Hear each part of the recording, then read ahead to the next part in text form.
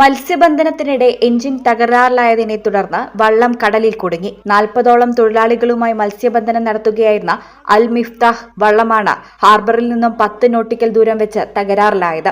അധികൃതരെ വിവരം അറിയിച്ചെങ്കിലും സഹായത്തിനെത്തിയില്ലെന്ന് മത്സ്യത്തൊഴിലാളികൾ പറഞ്ഞു. മറ്റൊരു വള്ളത്തിന്റെ സഹായത്തോടെയാണ് തകരാറിലായ വള്ളം കരക്കെത്തിച്ചത്. രക്ഷാപ്രവർത്തനത്തിനിടെ 2 തൊഴിലാളികൾക്ക് പരിക്കേറ്റു. പരപ്പനങ്ങാടി സ്വദേശി കരമൻ സിദ്ദിഖിന്റെ ഉടമസ്ഥതയിലുള്ള മിഫ്താഹ് വള്ളമാണ് മത്സ്യബന്ധനത്തിനിടെ എഞ്ചിൻ തകരാറായതിനെ തുടർന്ന് കുടുങ്ങിയത്. രാവിലെ 10 മണിയോടെയായിരുന്നു സംഭവം. മത്സ്യബന്ധനം നടത്താൻ കഴിയാത്ത സാഹചര്യമായതോടെ സഹായത്തിനായി ബന്ധപ്പെട്ട അധികൃതർക്ക് വിവരം നൽകിയെങ്കിലും മണിക്കൂറുകൾ കഴിഞ്ഞിട്ടും കാണാത്തതിനെ തുടർന്ന് മറ്റൊരു വള്ളത്തിൽ കെട്ടി ഹാർബറിൽ എത്തിക്കുകയായിരുന്നു. വലിയ സാമ്പത്തിക നഷ്ടമാണ് എഞ്ചിൻ തകരാർ മൂലം മത്സ്യത്തൊഴിലാളികൾക്ക് ഉണ്ടായത്. ഉച്ചയോടെയാണ് വള്ളം ഹാർബറിൽ എത്തിച്ചത്. പലതവണ അധികൃതരുമായി ബന്ധപ്പെട്ടെങ്കിലും അനുകൂലമായ മറുപടി ഉണ്ടായില്ലെന്ന് മത്സ്യത്തൊഴിലാളികൾ പറയുന്നു.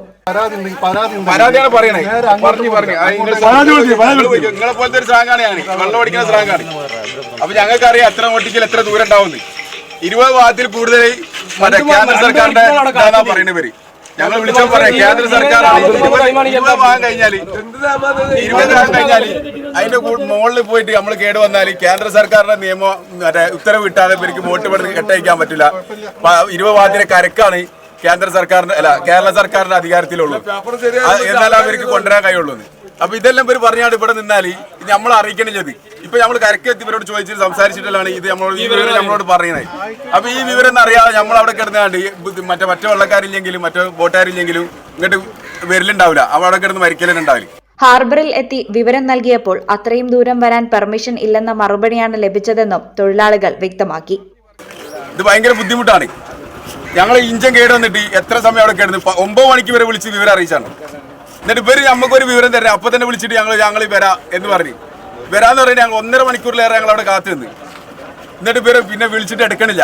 പിന്നെ കുറെ വിളിച്ച് ഇവര് വരണില്ലെങ്കിലും വരഞ്ഞാലും ഇവര് വിവരം തരാം.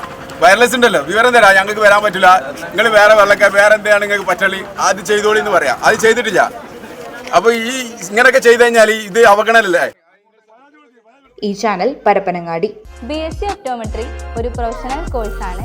ഇതൊരു പ്രാക്ടിക്കൽ ഓറിയന്റഡ് കോഴ്സും കൂടിയാണ്.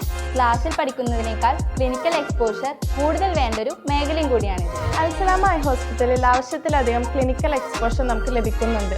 അതുകൊണ്ട് തന്നെ വേഗത്തിൽ പഠിക്കാൻ പറ്റുന്നു, എല്ലാം മനസ്സിലാക്കാനും പറ്റുന്നു. We are very happy to be the part of Al Salama Optometry College.